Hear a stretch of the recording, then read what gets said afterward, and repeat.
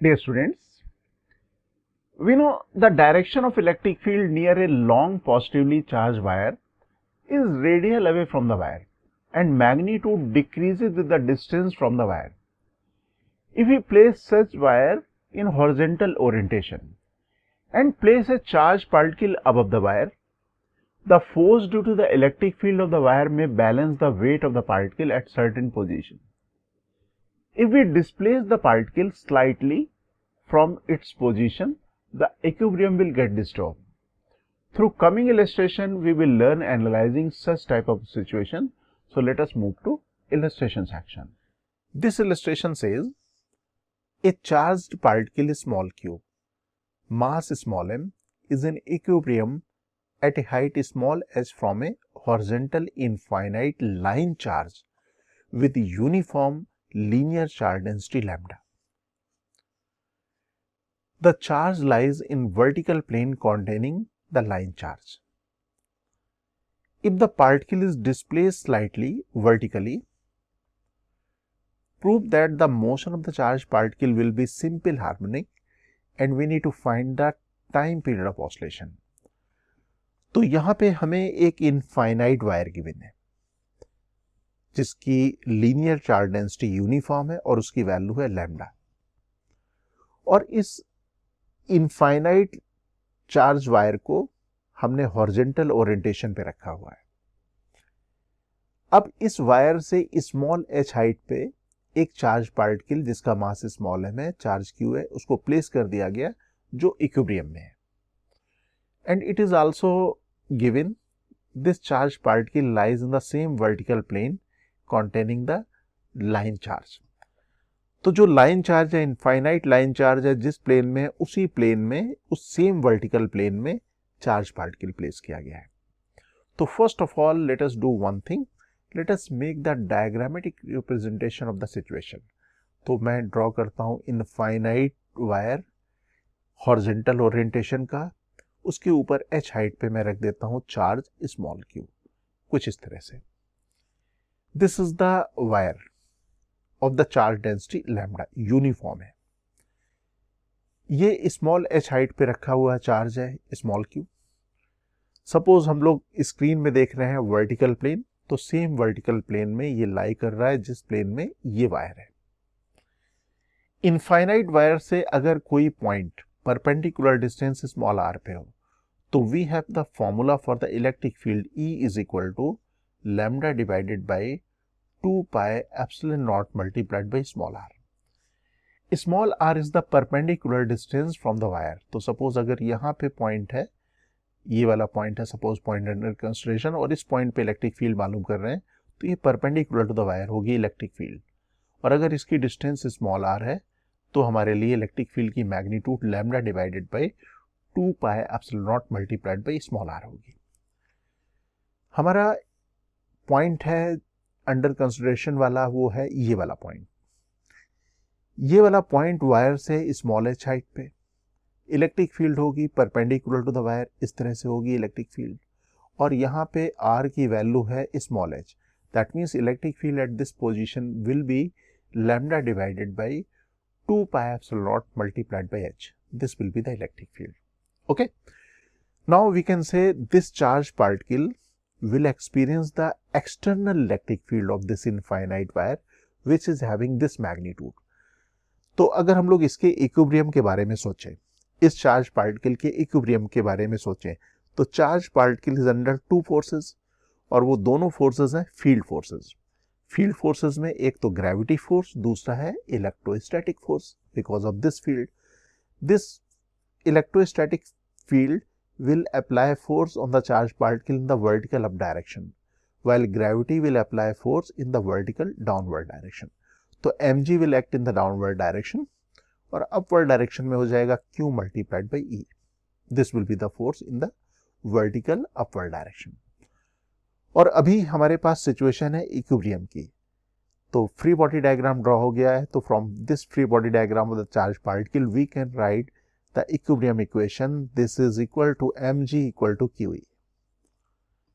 E की value हमारे पास यहाँ पे lambda divided by 2 pi epsilon naught h, तो यहाँ पे वैल्यू मैं सब्स्टिट्यूट कर देता हूँ।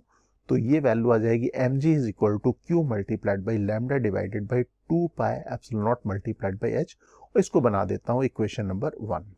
अब क्वेश्चन में कहा जा रहा है कि इस चार्ज पार्टिकल को हमने वर्टिकली स्लाइटली डिस्प्लेस किया। स्लाइटली मींस बहुत छोटी डिस्टेंस। सपोज हमने इसे वर्टिकल अपवर्ड डायरेक्शन में हमने x डिस्प्लेस कर दिया। अगर वर्टिकल डायरेक्शन में x डिस्प्लेसमेंट कर देंगे तो ये डिस्टेंस हो जाएगी चार्ज पार्टिकल की इस वायर से h प्लस एक्स। तो इलेक्ट्रिक फील्ड यहां पे चेंज हो जाएगी बिकॉज ये हो चुका है अब h plus x. That means electric field will decrease, but there will be no change in the weight. Mass में तो कोई चेंज नहीं आएगा, यहां पे ये कम हो गया। That means net force on the charge particle will be in the downward direction. That means this charge particle will experience net force in the downward direction. Acceleration हो जाएगा स्मॉल ए। तो अब हमारे पास कुछ सिचुएशन ऐसी आ जाएगी कि ये डाउनवर्ड डायरेक्शन में फोर्स एक्सपीरियंस करने लगेगा। ये वैल्यू सभी चेंज हो गई, एक्सलेशन हो गया डाउनवर्ड डायरेक्शन में। अब नेट फोर्स है डाउनवर्ड डायरेक्शन में। अब यहां पे पिक्चर में आ जाएगा Newton second law of motion. Newton second law of motion says net force is equal to mass multiplied by acceleration of the particle. Net force will be in the downward direction, so we can write mg minus qe dash, that is equal to mass multiplied by acceleration. And e dash की value हमारे पास ये है, तो इस value को मैं यहाँ पे सब्स्टिट्यूट कर देता हूँ, तो इक्वेशन आ जाएगी force equation relating acceleration. Okay, अब इस इक्वेशन को मैं कॉपी कर लेता हूं नेक्स्ट पेज में। मैं इसको कॉपी करता हूं नेक्स्ट पेज में, यहां पे रख लेता हूं। You can observe here in the denominator h plus x लिखा हुआ है। We can write denominator term h plus x as h plus x to the power -1। तो ये हो गया mg minus this q lambda divided by 2 pi epsilon naught multiplied by h plus x to the power -1। अब इस h plus x वाले term को ले तो मैंने लिख दिया h प्लस एक्स। अगर मैं इसको h कॉमन ले लूं तो ये हो जाएगा h और ये हो जाएगा 1 plus x divided by h। अगर मैं पावर -1 कर दूं तो यहां पे भी -1 पावर और यहां पे भी -1 पावर। क्वेश्चन में गिवन है कि x इज स्मॉल, स्लाइटली हमने डिस्प्लेस किया हुआ है तो ये वैल्यू कम है। अगर ये स्मॉल है और उसको डिवाइडेड बाय h कर दिया तो ये वैल्यू बहुत छोटी वैल्यू हो जाएगी 1 के कंपैरिजन में। अगर 1 के कंपैरिजन में ये छोटी हो जाएगी तो इसे बायनॉमियली हम लोग इसे अप्रोक्सीमेट कर सकते हैं।